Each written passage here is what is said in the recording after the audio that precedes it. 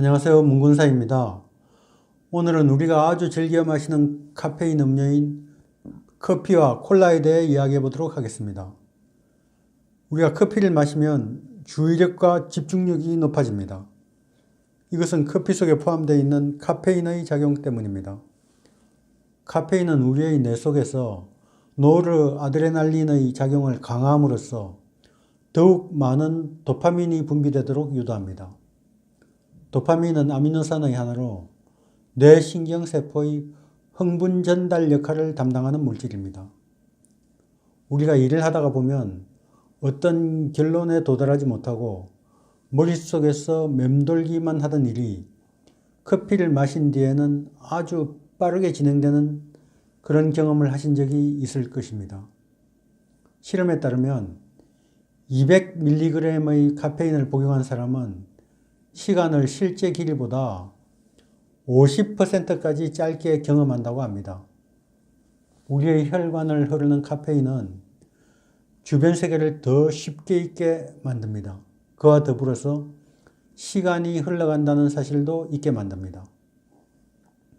카페에 한번 들어온 사람들이 자리를 잘 뜨지 않는 이유 중의 하나이기도 합니다. 카페인, 니코틴, 코카인, 암페타민 등을 비롯한 흥분제는 모든 감각의 볼륨을 키우고 생각의 처리 속도를 높입니다. 그와는 반대로 알코올, 벤조디아제핀 같은 약물은 중추신경계에 억제제로 작용합니다. 그러므로 뭔가 중요한 일을 의논할 때는 커피를 마셔야지 술을 마시면 안 됩니다. 커피는 원래 이슬람 문화권에서 시작된 것으로 알려져 있습니다. 커피가 이슬람의 음료가 된 것은 원산지인 에티오피아가 이슬람 문화권과 지리적으로 가깝기 때문이었습니다. 밤을 새면서 기도하거나 명상 수행을 하는 이슬람 수도자들에게는 특히 인기가 좋았다고 합니다. 이 각성 효과가 있는 커피는 졸음을 쫓는 데 효과적이었기 때문입니다. 커피의 어원은 아랍어로 힘을 뜻하는 카파에서 유래되었다는 설과 에티오피아 북부 지역의 카파라는 지역명을 커피의 어원으로 보는 견해가 있습니다. 당시의 아랍인들은 커피 종자의 유출을 막기 위해서 모든 커피는 볶은 상태에서 수출하게 했습니다. 우리가 흔히 말하는 로스팅의 시작인 셈입니다. 이 로스팅은 고려시대의 문신인 문익점이 모카 씨앗을 가지고 들어오는 장면이 오버랩되는 지점입니다. 문익점이 모카 씨앗을 붓뚜껑에 숨겨 들어왔다는 일화는 아주 유명합니다. 하지만 실록에 보면 길가의 목면나무에서 씨앗 여러 개를 따서 주머니에 넣어왔다고 되어 있습니다. 붓뚜껑은 후세의 재미를 위해 덧붙여진 소도구인 것입니다. 커피를 수출하는 항구인 예멘의 항구 이름인 모카는 아예 커피라는 뜻으로 사용되고 있습니다. 청바지의 이름이 된 진이 청바지 수출항이었던 이탈리아의 제노아에서 유래되었듯이 항구도시 모카도 커피의 대명사가 된 것입니다. 모카는 이슬람의 성지인 메카로 들어가는 마지막 지점이었기 때문에 이곳을 거쳐서 커피가 아랍과 유럽 각지로 전파되었습니다. 우리가 자주 가는 카페는 16세기 터키의 이스탄불, 당시에는 콘스탄티노플이라고 불렀습니다. 이스탄불에서 최초로 영업을 시작했다고 합니다. 카페는 프랑스어로 커피라는 뜻입니다. 세계적인 커피 전문점인 스타벅스는 미국 소설가 허먼 멜빌이 1851년에 발표한 소설 모비딕에 나오는 커피 광인 1등 항해사 스타벅의 이름에서 따온 것입니다. 스타벅스, 즉 스타벅들이란 이야기입니다.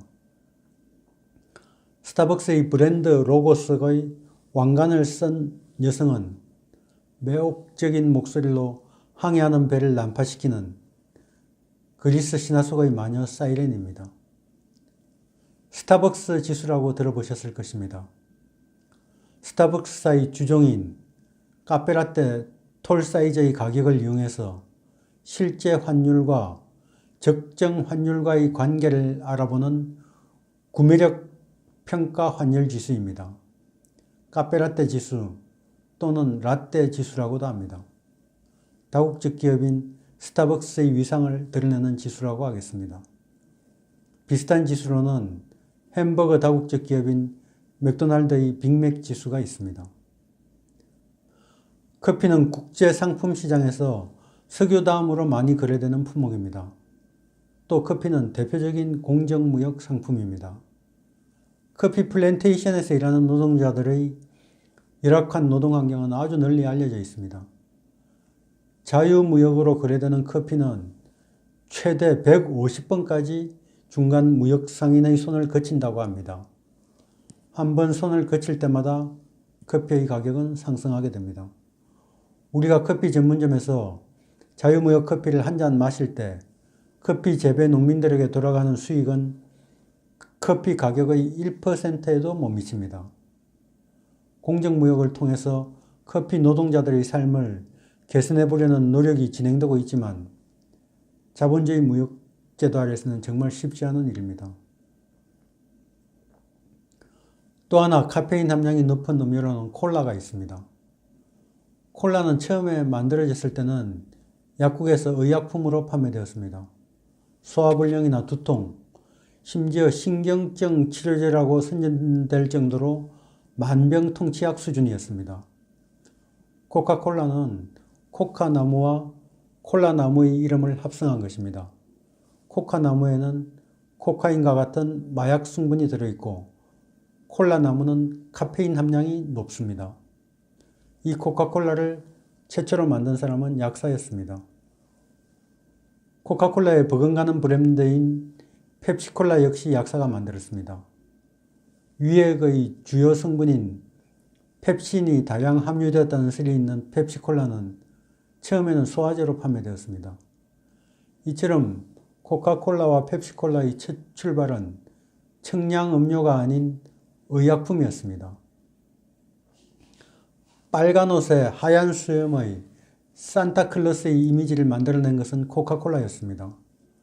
코카콜라의 상징색인 빨간색을 이용한 옷과 코카콜라의 거품을 본뜬 흰 수염이 모티브가 되어서 오늘날과 같은 표준형의 산타클로스가 탄생한 것입니다.